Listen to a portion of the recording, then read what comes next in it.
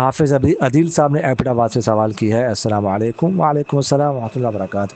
مسئلہ یہ پوچھنا ہے کہ امام کے پیچھے مقتدی فاتحہ پڑھ سکتا ہے کہ نہیں، اس کے بارے میں قرآن پاک اور حدیث میں کیا حکم ہے، دلیل کے ساتھ واضح کر کے بتائے، شکریہ، جزاک اللہ خیر۔ دیکھیے گا، جب کوئی شخص امام کے پیچھے نماز پڑھ رہا ہو تو وہ قرات نہیں کر سکتا، سورہ فاتحہ یا کوئی اور سورت نہیں پڑھ سکتا۔ قرآن پاک میں اللہ تعالیٰ فرماتے ہیں وَإِذَا قُرِئَ الْقُرْآنُ فَاسْتَمِعُوا لَهُ وَأَنصِتُوا، کہ جب قرآن پاک پڑھا جائے تو تم سنو اور خاموش ہو جاؤ۔ ظاہر ہے امام قرات کرتا ہے تو خاموش ہو کے سننا چاہیے۔